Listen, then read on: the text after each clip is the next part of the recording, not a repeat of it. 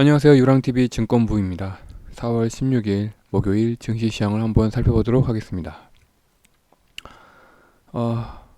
어제죠? 어제는 미국 증시가 열렸는데 S&P 500 지수 같은 경우에는 약간 큰 폭으로 하락을 했습니다. 마이너스 2.2%죠.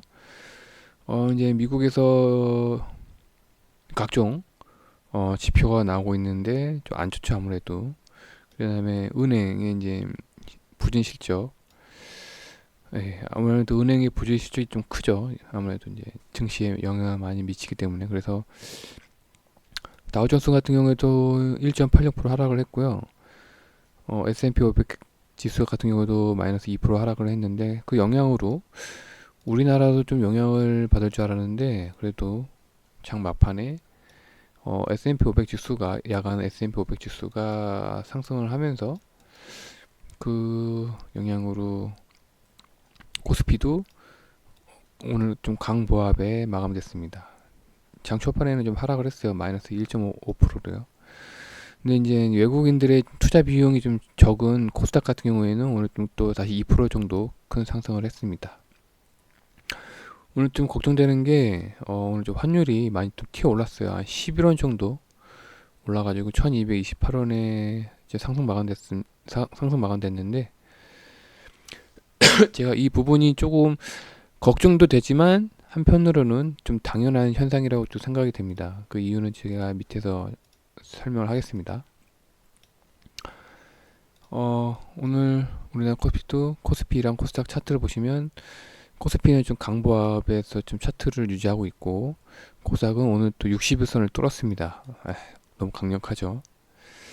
오늘 또 특이사항이 오늘 또 기관이 좀 소폭 들어왔어요. 어제 이어서 뭐 연기금을 필두로 해서 기관이 오늘 1,300억 들어왔고 오늘 또 외국인들이 다행스럽게도 선물을 2,600억 매수를 했습니다.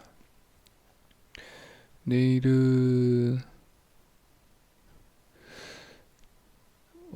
내일은 HLB가 좀 권리락 있다고 하던데 그 이야기는 없네요. 네, 그렇고 그래서 오늘 종목들을 살펴봤는데요. 왜 외국인들이 계속 빠져나갈까를 살펴봤는데 현재 이제 우리나라를 제외한 그 대부분의 이제 선진국들이 아직까지는 전염병과 싸우고 있습니다. 그래서 전염병에 우리나라가 너무 대처를 잘해서 우리나라는 그래도 너무 전염병 사태에 좀 빨리 다른 나라에 비해서 빨리 그 탈출한 듯한 모습을 보이지만 아무래도 수출 비용이 우리나라가 좀 GDP에 수출 비중이 많기 때문에 좀 글로벌한 기업들이 많은 코스닥에는 아직까지 그 반동폭이 크진 않아요. 그렇죠? 그런 걸 보고서 이 전염병이 언제까지 지속될지는 이제 의문이죠. 우리나라는 뭐 거의 이제 영향에서 벗어났다고 하지만 뭐 미국을 포함해서 유럽에서는 이게 언제까지 끝날지는 아직까지 의문입니다. 근데 그런 상태에서 오늘의 이제 관심 종목들이 이제 항공주, 뭐 대한항공이나 아시아나항공, 제약주, 한미약품, 유한양행, 삼성제약, 현대약품, 그다음에 화장품주, 뭐 이제 아모레퍼시픽, LG생활건강, 이제 코스맥스가 오늘 좀 자리가 좋더라고요. 근데 다른 나라에서 이제 전 세계 전염병 코로나19랑 이제 사투를 벌이고 있는 상태에서 그러니까 위 종목들은 한마디로 경기가 좋을 때 중장기 시각에서 투자할 만한 종목들이죠. 근데 이제 아직까지 다른 대부분 선진국들 아직까지 전염병과 싸우고 있는 상태에서 과연 이런 중장기 시각으로 가지고 투자해야 할 종목들에 관심이 있을지, 예.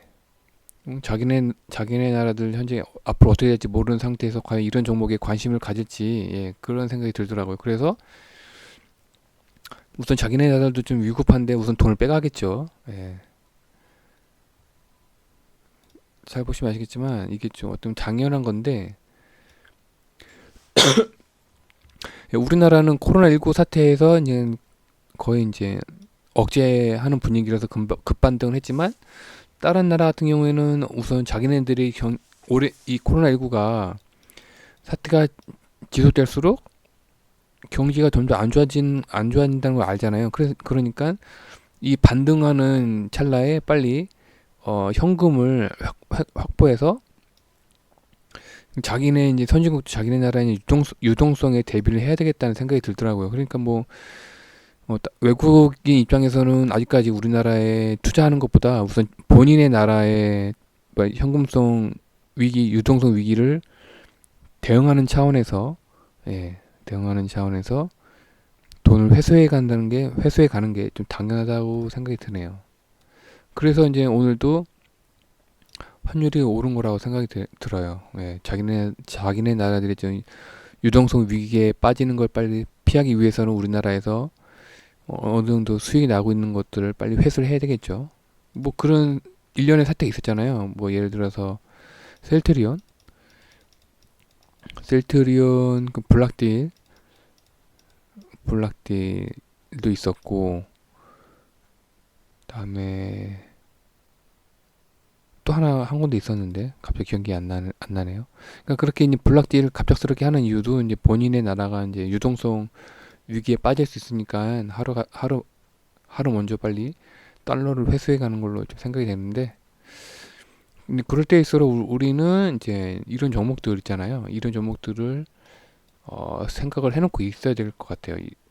그 다음에 이제 외국인들이 이 메인 수급 주체가 들어와야 되겠죠. 메인 수급 주체가 들어와야 이제 상승을 하니까, 뭐 그 전에 이제 시간적인 여유와 현금 여유가 있으신 분들은 이런 종목들을 뭐 꾸준하게 매수를 해놓는 것도 좋을 거라고 생각이 됩니다.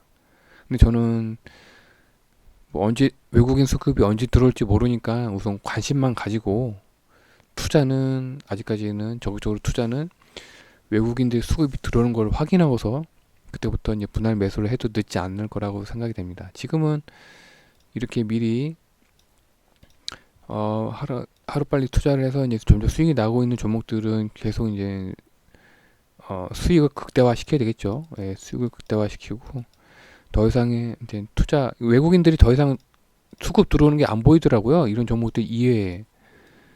예, 이런 종목들 이외에 이제 수급이 들어오는 게 확인이 안 되고 있는데, 언제 또 여기서 또 돈을 빼갈지 모르니까, 예, 자기네 나라가 더 위급해지면 여기서도 또 수급을 빼갈 수도 있어요. 그렇기 때문에 그때까지 좀 더 지켜봐야 될 거라고 생각이 듭니다. 이제 본격적으로 외국인 수급이 들어온다는 얘기는 이제 자기네 나라도 어느 정도 그 유동성 위기에서 이제 벗어났다고 생각이 드는 시기이기 때문에 현재로서의 전략은 외국인들이 이제 외국인 수급이, 예, 들어올 때까지 이제는 좀 관망을 하자. 예, 그래야 될 것 같습니다. 오늘의 전략은 바로 이겁니다. 네, 오늘 하루도 고생 많으셨고요. 오늘은 좀 장이 좋았어요. 특히나 제가 이제 추천한 종목들도 있고, 제가 여기서 추천한 종목 중에서 저도 갖고 있으니까 오늘 또 수익이 좀 더 늘어나고 있는데, 외국인 수급이 하루빨리 들어왔으면 좋겠습니다. 오늘 또 기관이 들어와서 오늘 좀 마음이 놓였어요. 예. 기관도 좋지만 외국인들도 빨리 들어왔으면 하는 바람입니다. 오늘 하루도 고생 많으셨고요. 내일 다시 뵙겠습니다. 감사합니다.